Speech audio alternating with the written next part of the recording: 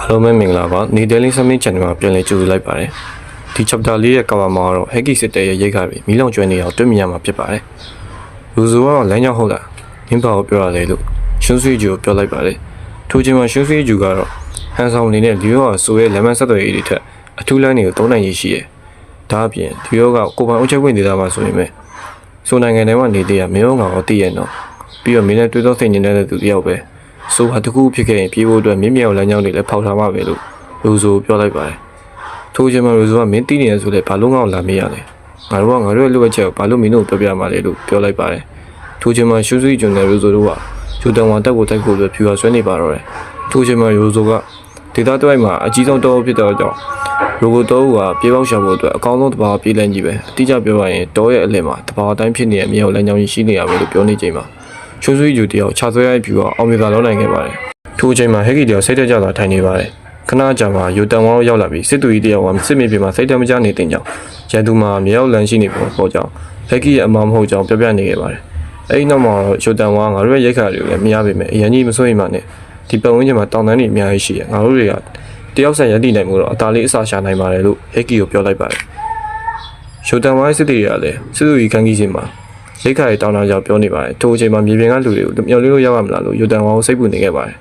်တတိယနေ့မှာစစ်သူရဲ့ဟက်ဂီကမချင်တဲ့မှုအပြည့်နဲ့ပြည်လဲတိုက်စစ်စင်ကိုကျုံဝန်းနေခဲ့ပါတယ်ထိုအချိန်မှာချမ်းလုံးစစ်သားတွေကအင်အားစားပလက်ကြီးနေပေမဲ့ဟက်ဂီစစ်သားတွေကအနိုင်မခံလူစိမ့်နဲ့ပြည်လဲခုခံနေကြပါတယ်ထိုအချိန်မှာခန်းကြီးစစ်တပ်ကိုအကူအညီတောင်းဖို့သတင်းသမားတွေတွားကြပါတယ်ဒါပေမဲ့လည်းလီယိုနဲ့ကျော်ကြောင်မှာစောင့်နေခဲ့တဲ့ကာဝေးတပ်တွေဖမ်းမိသွားခဲ့ပါတယ်သတင်းတစ်ခုမှမပို့လိုက်နိုင်ဘူးဟက်ဂီရဲ့အကူအညီတောင်းတဲ့စာ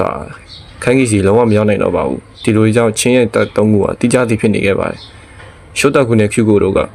သူတို့ဘက်မှာအရှိန်ကိုရှိနေတဲ့အချိန်မှာဘာလို့တိုက်ခိုက်ရင်မစားသေးရလဲလို့တွေးနေကြတယ်ရှုတ်တက်ခုကသူတို့ကစစ်တီ2000ခွဲနဲ့စပြီးဆိုတော့3000ရှိပြီမနေ့ကတိုက်ပွဲပြီးမှစစ်သားရေးအတွက်ပုံများနိုင်တယ်လို့ပြောပါတယ်သူကလည်းစစ်သားရေးအတွက်ပြည်သူ့မရှိစေကမှုစိတ်တက်ကွာစားချက်ကအတိုးလေးများတာကြောင့်တိုက်ခိုက်ရမယ့်အချိန်ကအခုပဲလို့ပြောပါတယ်ခန်းကျိုကပြန်ပြေတာကဒီဘုတ်ကနေမထွက်ရင်လှုပ်ရှားမှုတစ်ခုလုပ်ပြီးသားဖြစ်တဲ့အတွက်သူတို့တတိထားနေကြတယ်လို့ဆိုပါတယ်ဖြူကနဲ့ရှုတ်တက်ခုတော့လီဘုတ်ဘာလို့လိုက်တယ်လဲလို့တွေးနေကြပြီးခန်းကျိုကဘာမှမဟုတ်ပါဘူးကင်းနောက်ကမကြငယ်အစီအကံသာတင်တော့မယ်လို့ပြောပါတယ်ကင်းနောက်ကအလွယ်ကွင်းမြင်ကနေအင်အား1000ရှိတဲ့တက်ကူရှိရလို့ပြောပါတယ်ရှော့တောက်ကသူတို့ချက်ချင်းတိုက်ပွဲမွေးတာကံကောင်းတယ်လို့ပြောပါတယ်ဒီဘုတ်က4ရက်မြောက်နေမှအင်အား1000စိတ်လွတ်ပြီးကလေးကမနေ့ကတိုက်ပွဲမှာအောင်ပွဲခံခဲ့တဲ့သူတို့ရဲ့စိတ်သက်တွေပြန်ကျသွားတယ်လို့ခန့်ကျိုးကပြောပါတယ်ထိုအချိန်မှာအုံးကအဆင်ပြေပါတယ်လို့ပြောပါတယ်အုံးကသူ့တိုင်ရင်ကအမိတ်နဲ့အော်ဟစ်နေရဲ့ဒီစစ်မြေပြင်ရဲ့အောင်ပွဲကအလေဘုံကတိုက်ပွဲဘယ်သူနိုင်မလဲဆိုတော့မူတည်ရလို့ပြောပါတယ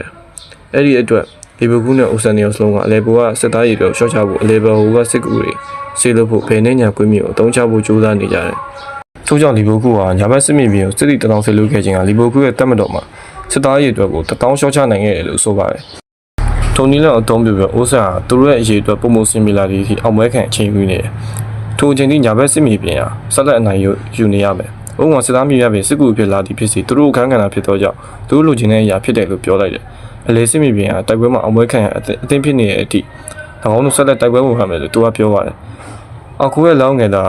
ဥက္ကမသူ့အတန်အသုံးပြီးတော့စိတ်တမြင့်တင်နိုင်တယ်လို့ပြောခဲ့ပါတယ်။ဥက္ကမဒီပြမြင်တွေ့ပြီးပြောပြခဲ့တဲ့အတွက်သူ့မှာဘာမှထပ်ပြောစရာမရှိဘူးလို့အခုကပြောပါတယ်။သူ့တက်ကို6ခေါက်ဖို့အမိန့်ပေးပြီးမှန်ကန်တဲ့နေရာကိုသူတို့ရဲ့အမဲလိုက်ကွင်းအဖြစ်ပြန်လည်ဖန်တီးပေးမယ်လို့ပြောပါတယ်။လီဗာပူးစစ်တပ်ညာဘက်ကွင်းမြေအတန်ကိုတတိထားမိလိုက်တယ်။မကြခင်တိတ်ဆိတ်သွားလိမ့်မယ်လို့လီဗာပူးကပြောပါတယ်။ဒီရှိုးချိုဟာရမ်ဘာနဲ့သူပခုံးချင်းရက်တည်နိုင်တဲ့ဗိုလ်ချုပ်တယောက်ဖြစ်တယ်လို့ပြောပါတယ်။ရင်းရှိုးချိုကညံရည်နဲ့ရသက်တက်သည့်2မျိုးလုံးရှိတဲ့ကြီးကျယ်ဗိုလ်ချုပ်တယောက်ဖြစ်ပြီးဗျူဟာမြောက်ပညာရှင်တယောက်လည်းဖြစ်ပါတယ်။ဒါပေမဲ့သူ့မှာစိတ်အင်အားမရှိတာကြောင့်သူ့လောက်ကစစ်ဗိုလ်ချုပ်တွေကစိတ်အင်အားအတွက်တာဝန်ရှိပါတယ်။အဲဒီတာဝန်ထမ်းဆောင်တဲ့သူကကျောဝမှာစိုးစစ်ဗိုလ်ချုပ်ကရင်းရှိုးချိုစစ်တပ်ရဲ့စိတ်အင်အားကိုကိုစားပြုပါတယ်။ဒီ chapter လေးကိုတော့ဒီညလေးမှာအဆုံးသတ်ထားပါတယ်။ကျန်တဲ့ဆို line subscribe လေးလုပ်ခဲ့ဖို့တောင်းဆိုချင်ပါတယ်ဗျ။အဆုံးထိနားထောင်ပြီးလို့ကျေးဇူးတင်ပါတယ်။